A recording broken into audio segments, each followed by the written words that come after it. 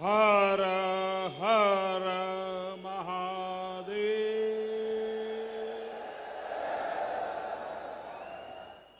जय श्री महाकाल।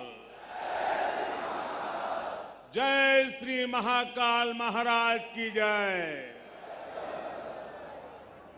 महाकाल महादेव, महाकाल महाप्रभु, महाकाल महारुद्र, महाकाल नमोस्तुते। उज्जैन की पवित्र पुण्य भूमि पर इस अविस्मरणीय कार्यक्रम में उपस्थित देश भर से आए सभी चरण वंद्य संतगण, सम्माननीय साधु सन्यासीगण, मध्य प्रदेश के राज्यपाल श्रीमान मंगूभाई पटेल, छत्तीसगढ़ की राज्यपाल बहन अनसुईया उइके जी, झारखंड के राज्यपाल श्रीमान रमेश बैस जी, मध्य प्रदेश के मुख्यमंत्री भाई शिवराज सिंह चौहान जी, केंद्रीय मंत्रिमंडल के मेरे सहयोगी, राज्य सरकार के मंत्रीगण, सांसदगण, विधायकगण, भगवान महाकाल के सभी कृपा पात्र श्रद्धालुगण, देवी और सज्जनों, जय महाकाल। उज्जैन की ये ऊर्जा, ये उत्साह, अवंतिका की ये आभा, ये अद्भुतता, ये आनंद, महाकाल की ये महिमा, ये महात्म्य, महाकाल लोक में लौकिक कुछ भी नहीं है। शंकर के सानिध्य में साधारण कुछ भी नहीं है। सब कुछ अलौकिक है, असाधारण है, अविस्मरणीय है, अविश्वसनीय है। मैं आज महसूस कर रहा हूं, हमारी तपस्या और आस्था से जब महाकाल प्रसन्न होते हैं तो उनके आशीर्वाद से ऐसे ही भव्य स्वरूप का निर्माण होता है। और महाकाल का आशीर्वाद जब मिलता है तो काल की रेखाएं मिट जाती है, समय की सीमाएं सिमट जाती है और अनंत के अवसर प्रस्फुटित हो जाते हैं। अंत से अनंत यात्रा आरंभ हो जाती है। महाकाल लोक की ये भव्यता भी समय की सीमाओं से परे आने वाली कई पीढ़ियों को अलौकिक दिव्यता के दर्शन कराएगी। भारत की सांस्कृतिक और आध्यात्मिक चेतना को ऊर्जा देगी।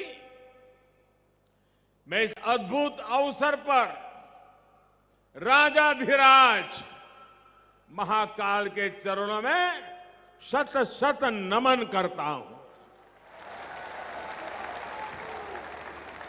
मैं आप सभी को, देश और दुनिया में महाकाल के सभी भक्तों को हृदय से बहुत बहुत बधाई देता हूं। विशेष रूप से भाई शिवराज सिंह चौहान और उनकी सरकार, उनका मैं हृदय से अभिनंदन करता हूं, जो लगातार इतने समर्पण से इस सेवा यज्ञ में लगे हुए हैं। साथ ही मैं मंदिर ट्रस्ट से जुड़े सभी लोगों का, संतों और विद्वानों का भी आदरपूर्वक धन्यवाद करता हूं, जिनके सहयोग से इस प्रयास को सफल किया है। साथियों, महाकाल की नगरी उज्जैन के बारे में हमारे यहां कहा गया है, प्रलयो न बाधते, प्रलयो न बाधते तत्र महाकालपुरी, अर्थात महाकाल की नगरी प्रलय के प्रहार से भी मुक्त है। हजारों वर्ष पूर्व जब भारत का भौगोलिक स्वरूप आज से अलग रहा होगा, तब से ये माना जाता रहा है कि उज्जैन भारत के केंद्र में है। एक तरह से ज्योतिषीय गणनाओं में उज्जैन न केवल भारत का केंद्र रहा है, बल्कि ये भारत की आत्मा का भी केंद्र रहा है। ये वो नगर है जो हमारी पवित्र 7 पुरियों में से एक गिना जाता है। ये वो नगर है जहां स्वयं भगवान कृष्ण ने भी आकर शिक्षा ग्रहण की थी। उज्जैन ने महाराजा विक्रमादित्य का वो प्रताप देखा है जिसने भारत के नए स्वर्ण काल की शुरुआत की थी। महाकाल की इस धरती से विक्रम संवत के रूप में भारतीय काल गणना का एक नया अध्याय शुरू हुआ था। उज्जैन के क्षण क्षण में, पल पल में इतिहास सिमटा हुआ है। कण कण में आध्यात्म समाया हुआ है और कोने कोने में ईश्वरीय ऊर्जा संचारित हो रही है। यहां काल चक्र का 84 कल्पों का प्रतिनिधित्व करते 84 शिवलिंग है। यहां 4 महावीर है, 6 विनायक है, 8 भैरव है, 8 मातृकाएं हैं, 9 ग्रह है, 10 विष्णु है, 11 रुद्र है, 12 आदित्य है, 24 देवियां है और 88 तीर्थ है। और इन सबके केंद्र में राजाधिराज कालाधिराज महाकाल विराजमान है। यानी एक तरह से हमारे पूरे ब्रह्मांड की ऊर्जा को हमारे ऋषियों ने प्रतीक स्वरूप में उज्जैन में स्थापित किया हुआ है। इसलिए उज्जैन ने हजारों वर्षों तक भारत की संपन्नता और समृद्धि का, ज्ञान और गरिमा का, सभ्यता और साहित्य का नेतृत्व किया है। इस नागरी का वास्तु कैसा था, वैभव कैसा था, शिल्प कैसा था, सौंदर्य कैसा था, इसके दर्शन हमें महाकवि कालिदास के मेघदूतम में होते हैं। बाण भट्ट जैसे कवियों के काव्यों में यहां की संस्कृति और परंपराओं का चित्रण हमें आज भी मिलता है। यही नहीं, मध्यकाल के लेखकों ने भी यहां के स्थापत्य और वास्तुकला का गुणगान किया है। भाइयों और बहनों, किसी राष्ट्र का सांस्कृतिक वैभव इतना विशाल तभी होता है जब उसकी सफलता का परचम विश्व पटल पर लहरा रहा होता है। और सफलता के शिखर तक पहुंचने के लिए भी ये जरूरी है कि राष्ट्र अपने सांस्कृतिक उत्कर्ष को छुए, अपनी पहचान के साथ गौरव से सर उठा करके खड़ा हो जाए। इसलिए आजादी के अमृत काल में भारत ने गुलामी की मानसिकता से मुक्ति और अपनी विरासत पर गर्व जैसे पंच प्राण का आह्वान किया है। इसलिए आज अयोध्या में भव्य राम मंदिर का निर्माण पूरी गति से हो रहा है। काशी में विश्वनाथ धाम भारत की सांस्कृतिक राजनीति का गौरव, राजधानी का गौरव बढ़ा रहा है। सोमनाथ में विकास के कार्य नए कीर्तिमान स्थापित कर रहे हैं। उत्तराखंड में बाबा केदार के आशीर्वाद से केदारनाथ, बद्रीनाथ तीर्थ क्षेत्र में विकास के नए अध्याय लिखे जा रहे हैं। आजादी के बाद पहली बार 4 धाम प्रोजेक्ट के जरिए हमारे चारों धाम ऑल वेदर रोड से जुड़ने जा रहे हैं। इतना ही नहीं, आजादी के बाद पहली बार करतारपुर साहिब कॉरिडोर खुला है, हेमकुंड साहिब रोपवे से जुड़ने जा रहा है। इसी तरह स्वदेश दर्शन और प्रसाद योजना से देश भर में हमारी आध्यात्मिक चेतना के ऐसे कितने ही केंद्रों का गौरव पुनः स्थापित हो रहा है।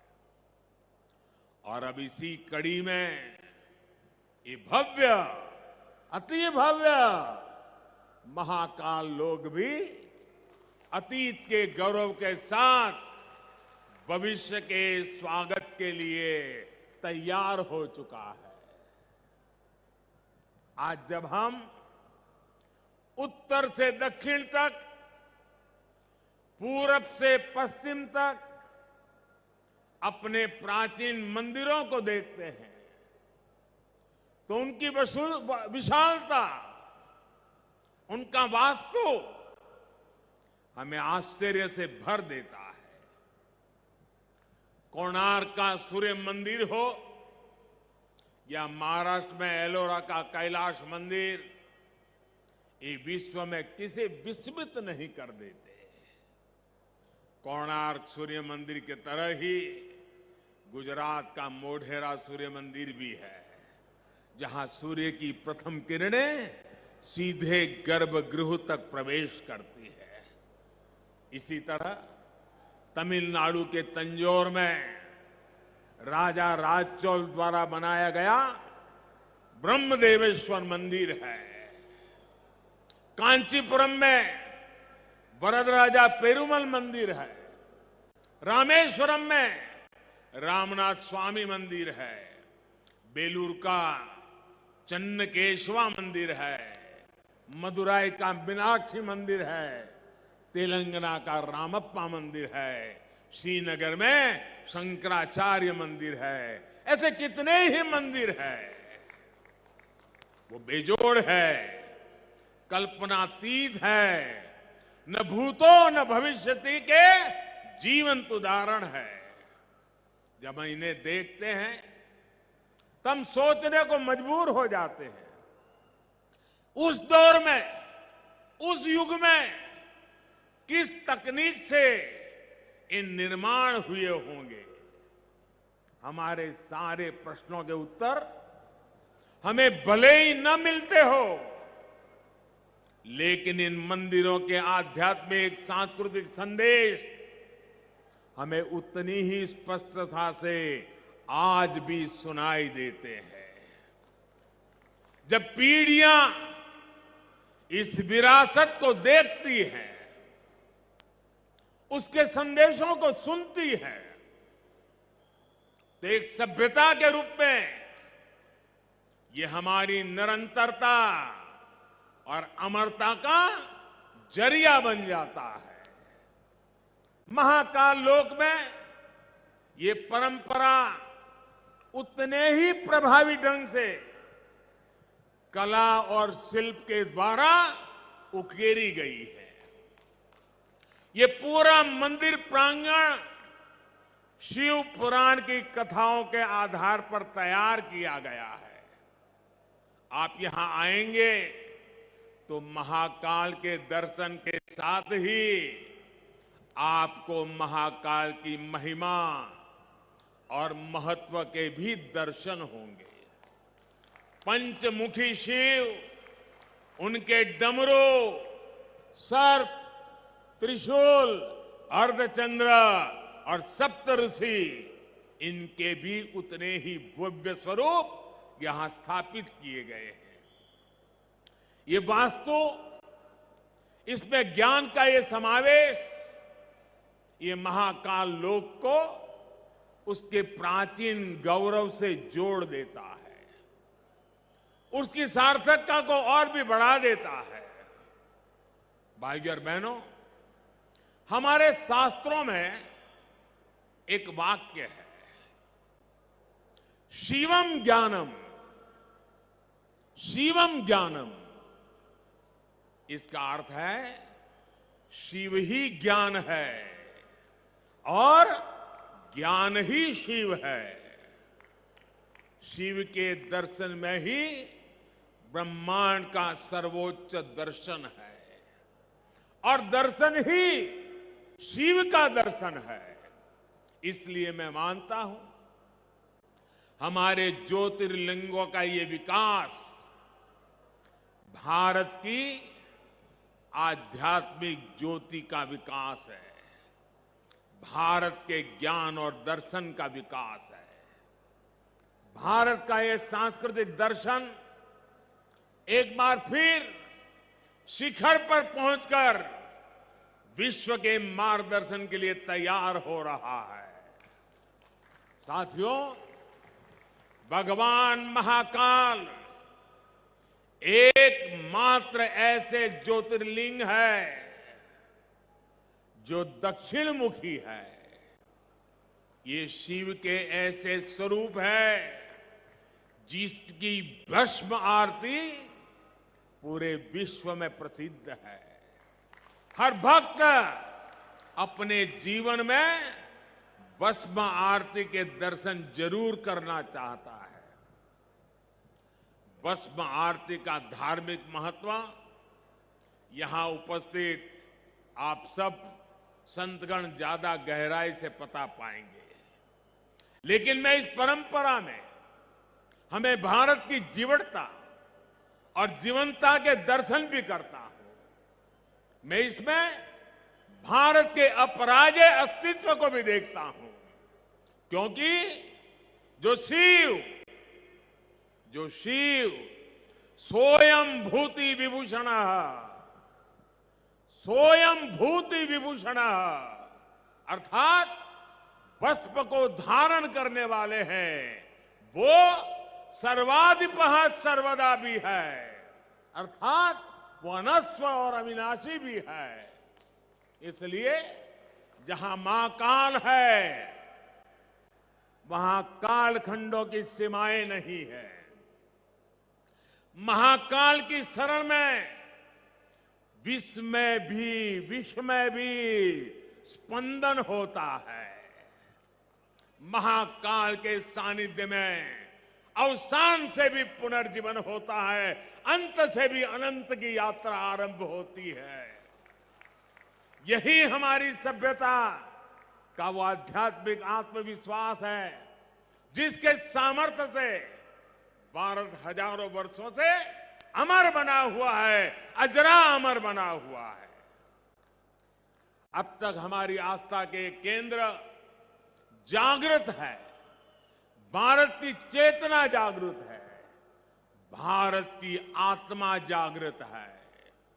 अतीत में हमने देखा है प्रयास हुए, परिस्थितियां पलटी, सत्ताएं बदली, भारत का शोषण भी हुआ, आजादी भी गई। इल्तुतमिश जैसे आक्रमणकारियों ने उज्जैन की ऊर्जा को भी नष्ट करने के प्रयास किए, लेकिन हमारे ऋषियों ने कहा है, चंद्रशेखरम आश्रये, चंद्रशेखरम आश्रये मम किम करिष्यति व्ययम।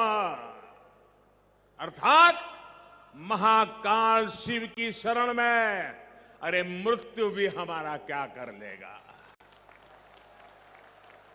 और इसलिए भारत अपनी आस्था के इन प्रामाणिक केंद्रों की ऊर्जा से फिर पुनर्जीवित हो उठा, फिर उठ खड़ा हुआ।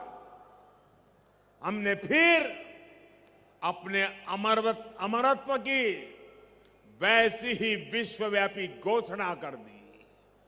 भारत ने फिर महाकाल के आशीष से काल के कपाल पर कालातीत अस्तित्व का शिलालेख लिख दिया।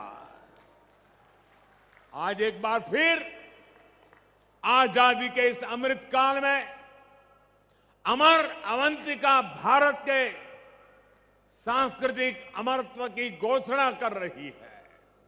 उज्जैन जो हजारों वर्षों से भारतीय काल गणना का केंद्र बिंदु रहा है, वो आज एक बार फिर भारत की भव्यता के एक नए कालखंड का उद्घोष कर रहा है। साथियों, भारत के लिए धर्म का अर्थ है हमारे कर्तव्यों का सामूहिक संकल्प। हमारे संकल्पों का ध्येय है विश्व का कल्याण, मानव मात्र की सेवा। हम शिव की आराधना भी कहते हैं, नमामि विश्वस्य हिते रतम एतम, नमामि विश्वस्य हिते रतम तम, नमामि रूपाणी बहूनी दत्ते। अर्थात हम उन विश्वपति भगवान शिव को नमन करते हैं जो अनेक रूपों से पूरे विश्व के हितों में लगे हैं। यही भावना हमेशा भारत के तीर्थों, मंदिरों, मठों और आस्था केंद्रों की भी रही है। यहां महाकाल मंदिर में पूरे देश और दुनिया से लोग आते हैं। सिंहस्थ कुंभ लगता है तो लाखों लोग जुड़ते हैं। अनगिनत विविधताएं भी एक मंत्र, एक संकल्प लेकर एक साथ जुड़ सकती है। इसका इससे बड़ा क्या उदाहरण क्या हो सकता है। और हम जानते हैं हजारों साल से हमारे कुंभ मेले की परंपरा बहुत ही सामूहिक मंथन के बाद जो अमृत निकलता है उसे संकल्प लेकर के 12 साल तक उसको क्रियान्वित करने की परंपरा रही थी। फिर 12 साल के बाद जब कुंभ होता था, फिर एक बार अमृत मंथन होता था, फिर संकल्प लिया जाता था, फिर 12 साल के लिए चल पड़ते हैं। पिछले यहां कुंभ के मेले में मुझे आने का सौभाग्य मिला था। महाकाल का बुलावा आया और ये बेटा आए बिना कैसे रह सकता है। और उस समय कुंभ की हजारों साल की पुरानी परंपरा, उस समय जो मन मस्तिष्क में मंथन चल रहा था, जो विचार प्रवाह बह रहा था, मां क्षिप्रा के तट पे अनेक विचारों से मैं घिरा हुआ था और उसी में से मन कर गया। कुछ शब्द चल पड़े, पता नहीं कहां से आए, कैसे आए, और जो भाव पैदा हुआ था वो संकल्प बन गया, आज वो सृष्टि के रूप में नजर आ रहा है। दोस्तों, मैं ऐसे साथियों को बधाई देता हूं कि जिन्होंने उस समय के उस भाव को आज चरितार्थ करके दिखाया है। सबके मन में शिव और शिवत्व के लिए समर्पण, सबके मन में क्षिप्रा के लिए श्रद्धा, जीव और प्रकृति के लिए संवेदनशीलता, और इतना बड़ा समागम विश्व के हित के लिए, विश्व की भलाई के लिए कितनी प्रेरणा यहां निकल सकती है। भाइयों और बहनों, हमारे इन तीर्थों ने सदियों से राष्ट्र को संदेश भी दिए हैं और सामर्थ्य भी दिया है। काशी जैसे हमारे केंद्र धर्म के साथ साथ ज्ञान, दर्शन और कला की राजधानी भी रहे। उज्जैन जैसे हमारे स्थान खगोल विज्ञान, एस्ट्रोनॉमी से जुड़े शोधों के शीर्ष केंद्र रहे हैं। आज नया भारत जब अपने प्राचीन मूल्यों के साथ आगे बढ़ रहा है, तो आस्था के साथ साथ विज्ञान और शोध की परंपराओं को भी पुनर्जीवित कर रहा है। आज हम एस्ट्रोनॉमी के क्षेत्र में दुनिया की बड़ी ताकतों के बराबर खड़े हो रहे हैं।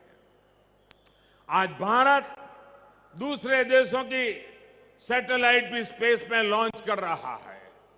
मिशन चंद्रयान और मिशन गगनयान जैसे अभियानों के जरिए भारत आकाश की वो छलांग लगाने के लिए तैयार है जो हमें एक नई ऊंचाई देगी। आज रक्षा के क्षेत्र में भारत पूरी ताकत से आत्मनिर्भरता की ओर आगे बढ़ रहा है। इसी तरह आज हमारे युवा स्किल हो, स्पोर्ट्स हो, स्पोर्ट्स में भी स्टार्टअप, एक एक चीज नहीं, नए स्टार्टअप के साथ, नए यूनिकॉर्न के साथ हर क्षेत्र में भारत की प्रतिभा का डंका बजा रहे हैं। और भाइयों बहनों, हमें भी याद रखना है, ये न भूले, जहां इनोवेशन है वहीं पर रिनोवेशन भी है। हमने गुलामी के कालखंड में जो खोया, आज भारत उसे रिनोवेट कर रहा है। अपने गौरव की, अपने वैभव की पुनर्स्थापना हो रही है और इसका लाभ सिर्फ भारत के लोगों को नहीं, विश्वास रखिए साथियों, महाकाल के चरणों में बैठे हैं, विश्वास से भर जाइए। और मैं विश्वास से कहता हूं, इसका लाभ पूरे विश्व को मिलेगा, पूरी मानवता को मिलेगा। महाकाल के आशीर्वाद से भारत की भव्यता पूरे विश्व के विकास के लिए नई संभावनाओं को जन्म देगी। भारत की दिव्यता पूरे विश्व के लिए शांति के मार्ग प्रशस्त करेगी। इसी विश्वास के साथ भगवान महाकाल के चरणों में मैं एक बार फिर सर झुका करके प्रणाम करता हूं। मेरे साथ पूरे भक्ति भाव से बोलिए, जय महाकाल, जय जय महाकाल, जय जय महाकाल, जय जय महाकाल, जय जय महाकाल, जय जय महाकाल, जय जय महाकाल, जय जय महाकाल।